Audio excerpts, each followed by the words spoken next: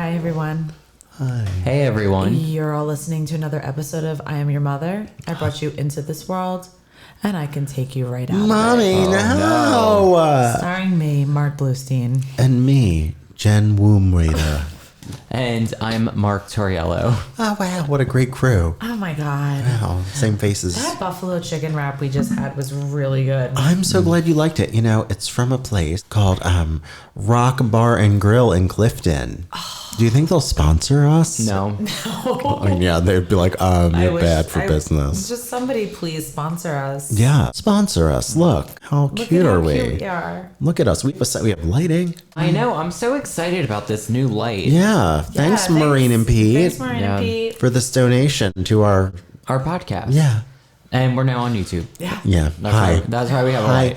Right. Hi. I serve luck. I'm wearing the same Buffalo Bills That's body fucking... I'm so lotion. jealous of that shirt. We're going to both get the same shirt and wear it. Oh my same God. time. It says Buffalo Bills body lotion, That's so established cute. in 1991. That's the best. And then it says it puts the lotion on its skin or else she gets clothes again. I love him. If you need a good episode to listen to and you haven't, Jerry Brutos, the shoe slayer killer. Yeah, fucking horny Brutos. That's who Buffalo Bill's based off of. Yeah, that's what they say. Before I tell you where I'm taking us tonight, my question is, what is something about you that when you share it with people, it's like almost unbelievable? It depends on how uncomfortable I'm looking to make someone. A good example would be like your niece killed somebody. Yeah, that would be one. Yeah, that would be one. Or normally I'll tell them the story of my dad's death and make everybody very uncomfortable. Yeah. Yeah, that's a good one too. One thing a lot of people don't believe is that I grew up in the ghetto. Yeah. That's a good Yeah, one. that is. What about you, Jen? Oh my God. I don't even know That you're a womb raider. that I'm a womb raider. No, I'm trying to think of like a fact about me that like people would be like, what? Really? I don't really have anything exciting like that. Like growing up in like the ghetto. Or having a killer relative that you know of. Yeah. That's okay. What horny adventure are we going on, Jen? Tonight, I am taking us to Nazi-occupied Belgium, Oh boy. where over 25,000 Jews were deported to Auschwitz from Belgium between 1942 to 1944. I'm going to put a spotlight on a young little girl named Misha. Okay. Little Misha, she's an 8-year-old Jewish girl. Her parents were taken away by the Nazis. They were deported to Auschwitz. She was placed in the home of a Roman Catholic family who gave her the pseudonym Monique de Wael. Why does this sound familiar? The family treats her very cruelly. They verbally abuse her. They call her worthless. They're very degrading. Fed up with the abuse, what does Misha, a little 8-year-old, do? She decides to flee and go in search of her parents by walking through the woods of Europe. That's sad. She stole food, she stole clothes and shoes. But then, when Misha is about to face starvation, she is adopted by a pack of wolves. Oh my God, more feral children? More feral children. Oh my God. I was hoping that she was going to be found by So, wolves. Wow. she essentially kind of becomes like our girl Oksana. She treks over 1,900 miles from Belgium to the Ukraine, through the Balkans and through Germany and Poland. The crazy part was the wolves walked with her along this journey and treated her as one of their own. She was essentially considered the bottom of the pack. She would have to sit there while all of the wolves ate, and she was the last one to eat. Things like that. Okay. So eventually she sneaks in and out of the Warsaw ghetto in Poland because she's trying to find her parents. She's a little kid. She's sneaky. She knows how to get through. She was 8. She was fucking 8 years old. She's gutsy as hell. Yeah. She gets for on her. a boat at one point in Italy, goes back through Belgium and France. Before the war is over, she takes the life of a Nazi who attempts to rape her by stabbing him with a pocket knife. So, Cool. like, this little girl has been through so much Good shit. for her for doing that. Fucking cool. So, when the war's over, she's unfortunately never reunited with her parents. She doesn't know what happened to them, what their fate was. But all in all, she was a true survivor of the war. She was a true inspiration. So Jane Daniel, who was a publisher of a really small publishing company, came across Misha's story after hearing her tell her story at a local synagogue in Massachusetts. Pretty much signed her to write a memoir about her experiences. Okay. The book was published in 1997 with over 5,000 copies sold in the United States. Wow. What if I tell you that this entire story was a straight up lie and that Misha was full of shit? Oh my god. No.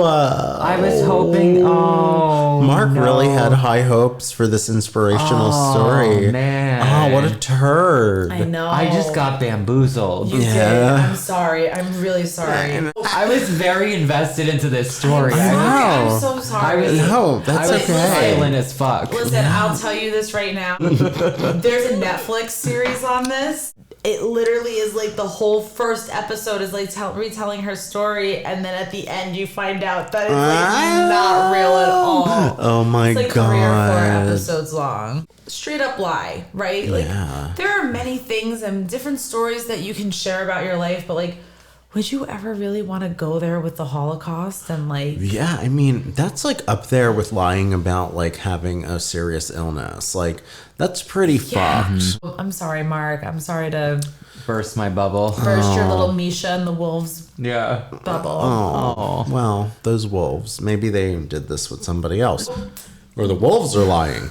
There's a lot of chatter amongst other publishers and Holocaust scholars stating that her story was completely false and that the events that happened in her story are like pretty much like almost impossible. Oh boy. Experts and scholars began to do a deep dive into Misha's history. Like, who the fuck was she? Yeah, like why did this person appear with this insane story? Before this happened, her story was optioned for a Walt Disney Company film. Oh god, stop it. They wound up dropping the project due to legal issues between Misha and the publisher of the book, Jane Daniel. Misha goes and files a lawsuit against Jane Daniel, stating that she failed to publish the book properly in the United States and failed to give her, the author, proper share of royalties overseas. So in 2001, a jury awarded Misha over $10 million. Stop it. A judge's decision later tripled the amount that Daniel was required to pay to over $32 million, with $22.5 million to go to Misha and $11 million to Lee. Okay. And the rights to the book were also awarded to Misha. Damn. She had a good lawyer. Oh yeah. That's exactly what happened. And as she begins to tour, so Misha's now touring across Europe to promote a film that was being produced in France on this story. Jane Daniels and her small publishing company are like essentially in shambles. Okay. So here's this woman who is claiming that she's a Holocaust survivor, that she was raised by wolves, that she killed a Nazi, that she snuck in and out of the camps, is like sitting on all of this money, Yeah. sucking this poor woman dry and pretty much like shutting down her company.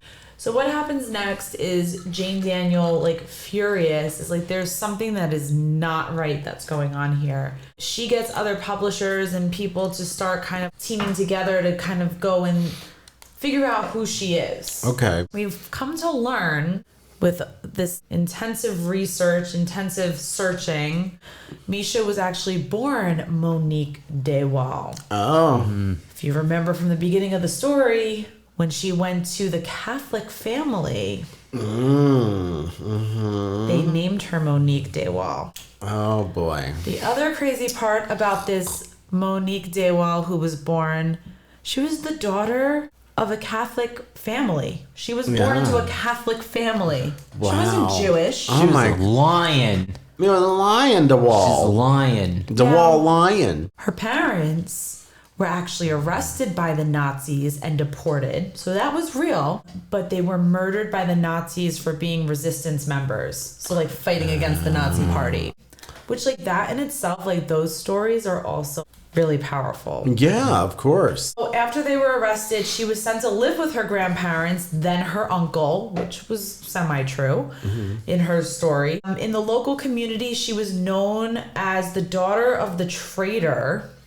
because her father was accused of disclosing the names of resistance members to the Nazis during his imprisonment. While he was in prison, he pretty much ratted everybody else out. Okay. After Belgium was liberated, her father's name was actually erased from a stone plaque in honor of the local Nazi victim employees from that area. Yeah. So because he was a little traitor, they got taken off. This Monique de Wael, Yeah, De Wael. she marries Maurice Defonseca. Oh, Defonseca. They moved to the United States from Paris in 1988. They bought a house in Massachusetts. He was unemployed for a while. That's when she began to fantasize this vivid story about her childhood, Okay. including having wandered across Europe at the age of 6 after her parents were deported in 1941, being sheltered by a friendly pack of wolves, killing a German soldier, sneaking in and out of the ghettos and trying to find her way home. She's fantasizing this all in her head. I don't think she's getting the American dream that she thought she was going to get. Now, on February 19th, 2008, Monique de Wael, she's going from Misha to Monique de Wael To Monique Defonseca. She's got a lot She of admits names. to this magazine in France that it's a fabricated tale. To quote her, she states, "The book is a story. It's my story. It's not the true reality, but it is my reality. Oh. There are times when I find it difficult to differentiate between reality and my inner world." And that she always wanted to forget her real name and who she was because she had been known as the traitor's daughter. Oh, shit. So there was a motive. Yeah. So there was a fucking motive behind it all. But I'm like, listen, like I said earlier, you can fabricate any story. Yeah. You're really gonna put the Holocaust, like you I said, it's know. just like It's really such a specific choice it's that very you would. specific, but it's also too like you were saying, it's up there with, you know, saying that you have a terminal illness when you really don't. Yeah, absolutely. And there's that woman that pretended to be in 9/11. She pretended to be a survivor. She's another Well, one. there was a comedian, I forget his name, but there was a story that he like came out with that like he was a survivor in 9/11, like he was working in the Twin Towers. Oh, boy. And then like years later it came out that that never actually really happened. Wow. People do crazy things. People do crazy things. They'll come up with these crazy fucking backstories to get what they want. Like, I remember you were telling me, Mark, like, perfect example. I remember when you were saying, like, you auditioned for Project Runway. Yeah. But they didn't, like, take you because you weren't your typical, like, stereotypical, like, New Jersey Guido. Yeah. Yeah. Well, it's the true. funny, they approached me. Yeah. And a lot And- of times, like, shows like that, you need the story. Yeah, Yeah. well, they wanted... They want a character. They were like, "Oh, you're a New Jersey-based fashion designer. We want someone to represent New Jersey." And I was like, "Okay, cool." And then I went through the whole process, got all the way to the end, and they were like, "No, you're just not New Jersey enough." Yeah. I did- Try harder next time, didn't- hun. I That's what they say didn't about get a lot on. of like a lot of those types of things. Like you need the story. You could be the best singer, you could be the most talented fashion designer, but like if you don't have the story, forget it. But No, like I that's grew up, true. like I had a story, but I guess it wasn't the one they were looking for. They wanted to be Jersey. Yeah. As I'm wearing this like tacky print. Well, we love Prince in Jersey. We love Prince. We do. We love Jersey, animal We prints. love animals. We love them all. But we love Baroque. Versace threw up. Yeah. We like all the medallions. Yeah. But, The Mediterranean style. So there is a Netflix series, Misha and the Wolves. Fucking Misha, that you fucking can- lion ass bitch. But like the thing is, it's like this is like this. I gave you the journey in like 15 minutes. Yeah. They like take you on the journey for 3 episodes. Yeah, and I mean, this is honestly a story in my humble opinion that doesn't need 4 episodes. Oh God, like, no. It's interesting because the people in the documentary who knew her and were friends with her from like her small town in Massachusetts were like so disgusted Yeah, that like I've been there. That they believed this story and they became friends with her. Yeah. While we're on the topic of people faking shit, that's terrible. I had a coworker in the past, and she faked having cancer. Yeah.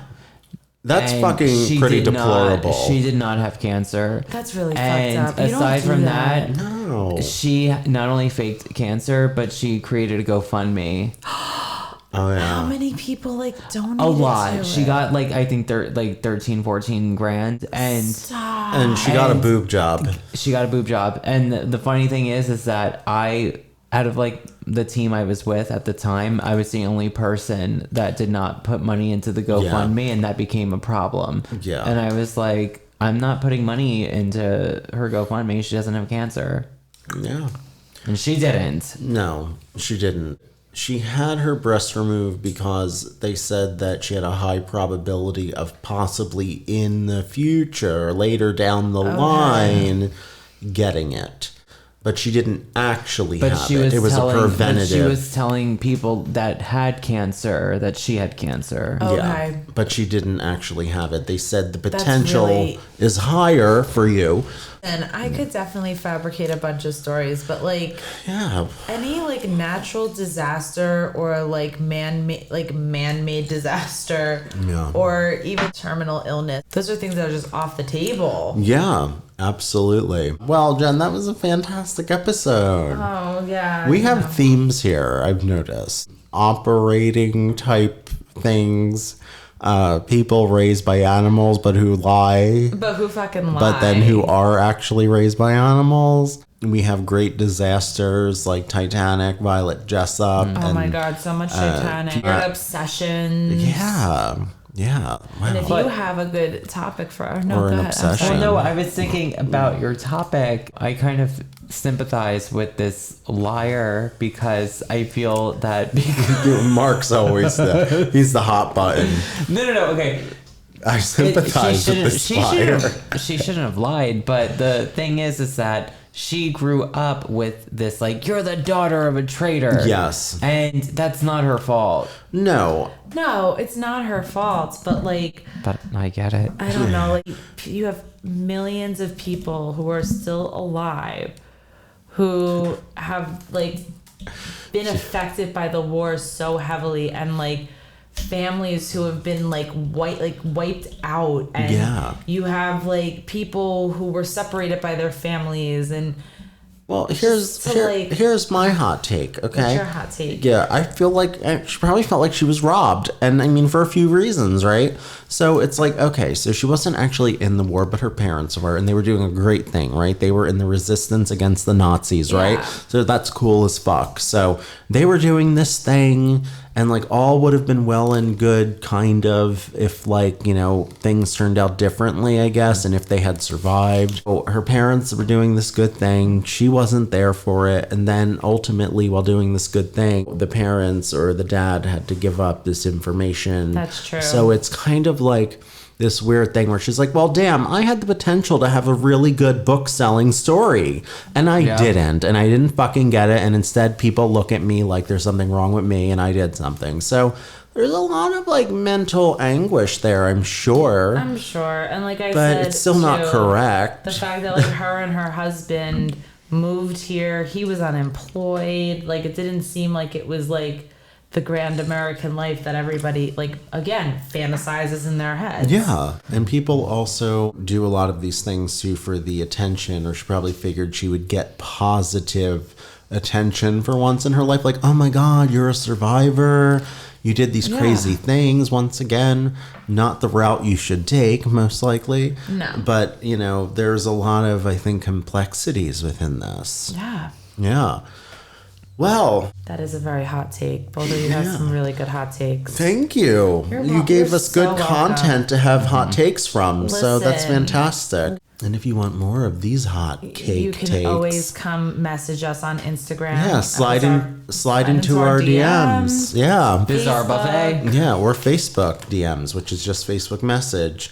Or on patreon.com/bizarre buffet. You can slide in there too and support us cuties. And what do you get every month So- with Patreon, Mark? So on Patreon, for like the $3 level, you get a lot of stuff. You get deleted content. You get to see pretty much whatever we post on Patreon for the most part, with a few exclusions. Like for the $10 tier, that's when you get the other elements like video messages, shout outs. Right. You get the 3 drawings, blindfolded. Yeah. Like there's a lot of things that we have going on there. So make sure to check us out. Leave a review on Apple Podcasts. You can also leave a heart review, I think, on Spotify. Yes, you can. Right? We're on YouTube. We're on YouTube. Hi. guys. Hey. Hi. It's Some of you are watching, some of you are listening, Yeah. or some of you are both. With that being said, I'm Oksana Malaya. And I am a wolf. Mark does a good one. There you go. There you go. Mark, do it again for everybody. And I'm Sir House a lot. Sir House. Don't lie about being in the Holocaust.